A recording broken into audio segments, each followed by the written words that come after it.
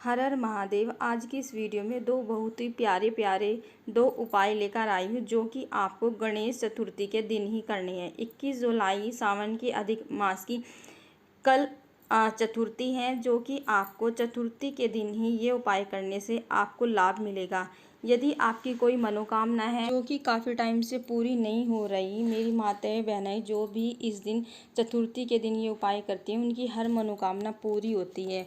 और यदि वे अपने बच्चों की पढ़ाई को लेकर बहुत ज़्यादा परेशान है कि हमारा बच्चा पढ़ाई में कमज़ोर है या पति की किसी बात से वो बहुत ज़्यादा परेशान है, तो ये उपाय करने से, जैसे कि आप ऊपर स्क्रिप्ट पर भी देख रहे हैं, बल बुद्धि विद्या धन और हर मनोकामना की पूर्ति होगी। यदि आप गणेश चतुर्थी के दिन अधिक मास के सावन में ये उपाय आप करते हैं तो दोस्तों ये उपाय करने के लिए ना आपको समी की 3 पत्तियाँ लेनी है। ठीक है, 3 पत्तियों से ये उपाय हम करेंगे। ये उपाय आपको किस प्रकार करना है, 2 उपाय के बारे में हम बात करेंगे। पूज्य श्री की महाराज की कथा से सुनकर ये दोनों उपाय मैं आपको बहुत अच्छे से समझाने का पूरा प्रयास करूँगी। ठीक है, तो ये उपाय बताने से पहले आप लोग जो भी नई हैं, पहली बार चैनल पर आए हैं, तो वीडियो को लाइक एंड शेयर करें और चैनल को सब्सक्राइब करना बिल्कुल ना भूलें। तो चलिए दोस्तों, अब चलते हैं हम उपाय की तरफ। पहला उपाय जान लेते हैं किस प्रकार करना है, जो कि हमें किससे करना है, समी की 3 पत्तियों से करना है। समी की 3 पत्ती हमें साफ और स्वच्छ लेनी है। इस तरह से जैसे कि आप वीडियो में देख पा रहे हैं, समी की हमें 1 पत्ती लेनी है, एक पूरी पत्ती लेनी है। पूरी पत्ती इस तरह से लेनी है जैसे मैंने अभी वीडियो में सर्कल करके दिखाया ना, ये पूरी 1 पत्ती होती है। इस तरह से आपको कितनी पत्तियां लेनी है, समी की 3 पत्तियां लेनी है। 3 पत्तियां लेनी है और आपको लेना है 1 लोटा जल।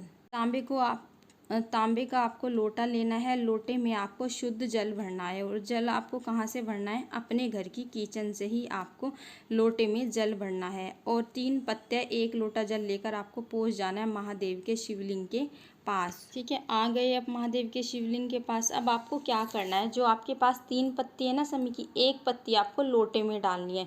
लोटे में डालकर तब आपको महादेव को जल समर्पित करना है। तो श्री शिवाय नमस्तुभ्यं बोलकर आपको लोटे का समी की पत्ती सहित पूरा जल समर्पित कर देना है। ठीक है, इसके बाद आपको क्या करना है, आपके पास बची 2 पत्तियाँ, उनमें से 1 पत्ती आपको लेनी है और वो आपको कहाँ रखनी है, कहाँ समर्पित करनी है, जलाधारी के स्थान पर समर्पित करनी है।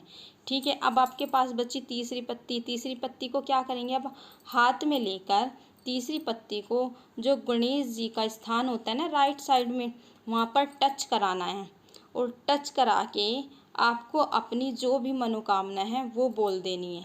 ठीक है, आपने टच कराया, टच करा के इस समी की पत्ती को आपको फिर महादेव के शिवलिंग के ऊपर समर्पित करनी है। तुमरुका महादेव जी का नाम लेकर। किसका नाम लेना है, तुमरुका महादेव जी का नाम लेकर आपको अपनी मनोकामना बोल देनी है। फिर वहाँ बैठकर थोड़ी देर आपको श्री शिवाय नमस्तुभ्यं का जाप करना है। और ये उपाय आपको गणेश चतुर्थी के दिन ही करना है। संकट चतुर्थी पर भी कर सकते हो या गणेश चतुर्थी के दिन भी कर सकते हो। ये उपाय आप सुबह भी कर सकते हो, शाम भी कर सकते हो। तो इतना सा छोटा सा ये सरल उपाय आपको करना है। और ये उपाय यदि आप अपने बच्चे के या पति के लिए कर रहे हैं, तो जब तीसरी पत्ती महादेव पर समर्पित करेंगे तो आप अपने बच्चे का, पति का नाम और गोत्र लेकर समर्पित कर देंगे और जो भी उनकी समस्या है वो बोल देंगे। यदि आप खुद के लिए कर रहे हैं तो आप खुद का नाम बोल सकते हैं और गोत्र बोल सकते हैं, अपनी समस्या महादेव के समक्ष बोल देना। पूज्य महाराज जी ऐसा बताते हैं अपनी कथा में कि जो इस उपाय को चतुर्थी के दिन करता है उसके घर में बल बुद्धि विद्या धन और हर उसकी मनोकामना पूरी हो जाती है। वो यदि ये उपाय आप अपने घर के किसी सदस्य के लिए कर रहे हैं तो उस सदस्य को भगवान गणेश जी बल भी देते हैं, बुद्धि भी देते हैं, विद्या भी देते हैं और धन की भी समस्या सब दूर करते हैं और उसकी हर मनोकामना की पूर्ति होती है। तो चलिए दोस्तों, अब जान लेते हैं दूसरा उपाय। दूसरा जो उपाय है बहुत ज़्यादा खास और विशेष उपाय है। यदि आपको ऐसा लगता है कि मेरी किस्मत बहुत ही ज़्यादा ख़राब है, जिस भी काम में मैं हाथ डालता हूँ वो काम पूरा होता ही नहीं, मतलब अपने आप को आप कोसते रहते हो, और यदि आप बहुत ज़्यादा परेशान आ चुके हो कि मेरा काम कोई भी होता ही नहीं है, तो आप आपको ये उपाय ज़रूर करना चाहिए। गणेश चतुर्थी के दिन ही ये उपाय आप कर सकते हैं, किसी और दिन नहीं कर। ये उपाय करने के लिए सबसे पहले आपको लेनी है दुर्वा, और दुर्वा आपको थोड़ी सी ज़्यादा ले लेनी है और उनका एक गट्ठर टाइप बना लेना है, और उन सारी दुर्वा का गट्ठर बनाकर आप उनको मोले से बांध लेंगे। जैसे आप वीडियो में देख पा रहे हैं ना, मोली से बंधी हुई है, तो आपको इसी तरह से कुछ दुर्वा लेकर मोली से एक जगह बांध लेनी है, ठीक है। और इसके बाद आपको लेना है 1 लोटा जल। तांबे के लोटे में आपको शुद्ध जल भरना है, और आपको अपने घर से ही तांबे के लोटे में जल भरकर लेकर जाना है, ठीक है। इसके बाद आपको ये दोनों चीज़ लेकर पहुंच जाना है महादेव के शिवलिंग के पास।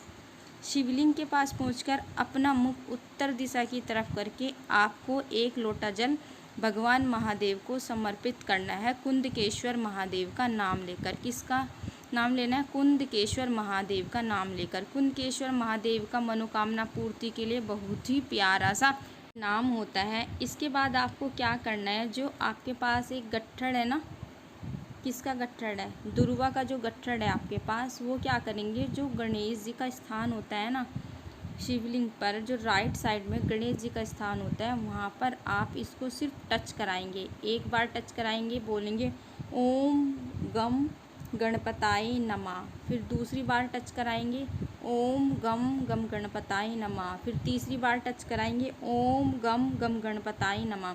ये आपको 17 बार इस तरह से करना है, टच कराना है, फिर ओम गम गम गणपताय नमः आपको ये मंत्र बोलना है।